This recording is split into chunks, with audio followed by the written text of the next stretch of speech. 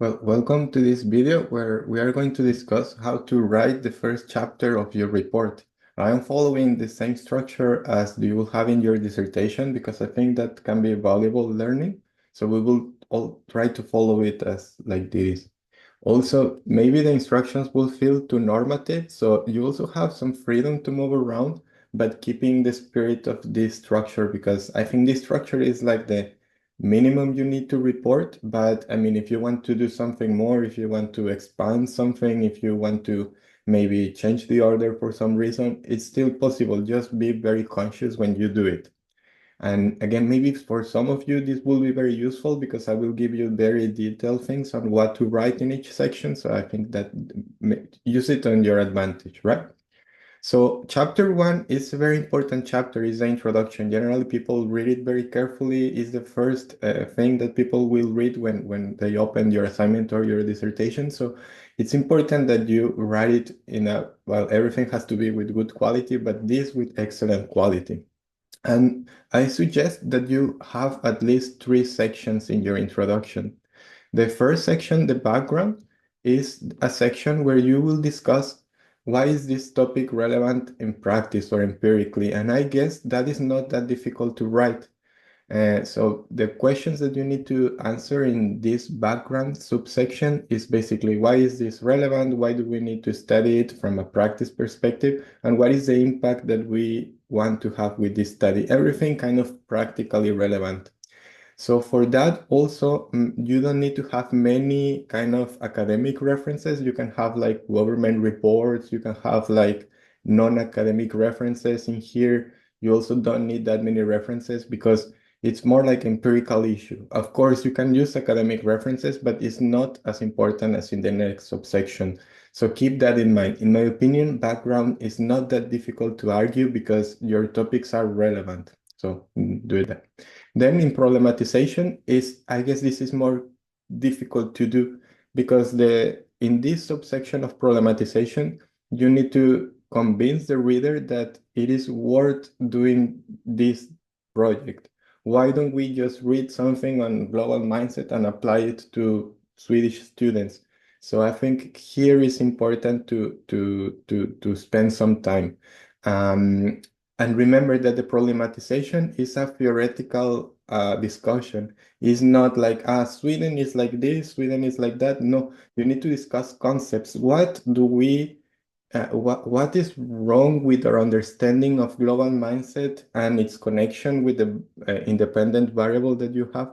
So what could be complicated? What is right now a bit superficial?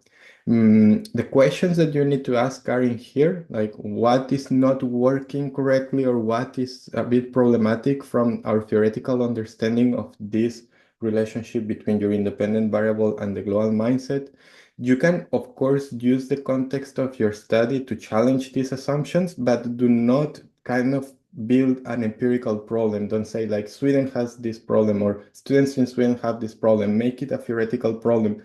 The global mindset assumes something, but in this context, that might not work. You see how it's different? You are kind of challenging the theoretical assumptions and not just relying on Sweden is different. It's not like that. It's there.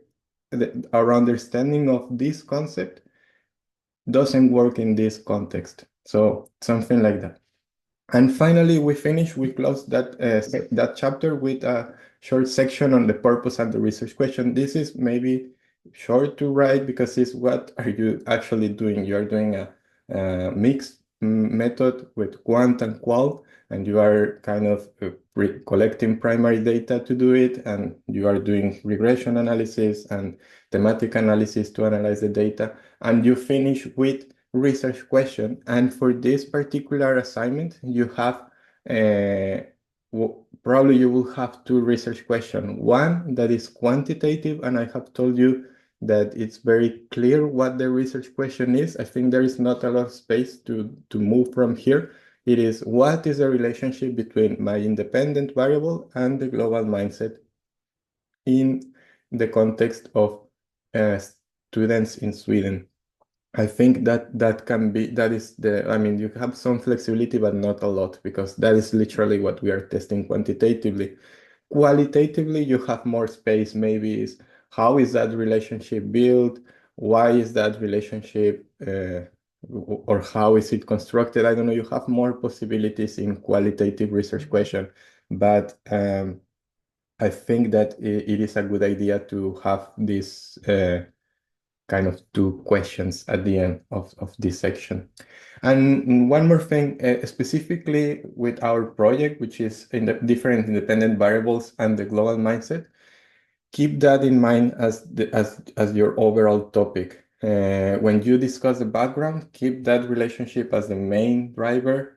Also in the problematization, keep that relationship as the main thing.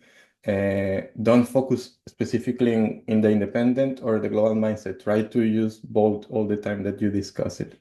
And now I've been sharing the instructions, but if you go to the good example of what is an assignment, you can see that the background shouldn't be that long. It can be 2 or 3 paragraphs. It shouldn't be that long.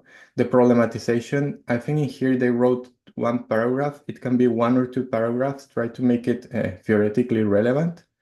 And the purpose and research question, I think it shouldn't be more than 1 paragraph and the research question, and that's it. So I think the introduction, it's quite concise, not very long. It's just this 1 or 2 paragraphs with background, problematization, 1 or 2 paragraphs, purpose and research question, probably just 1 paragraph. That's enough. So that is chapter 1. Now we have next video with chapter 2.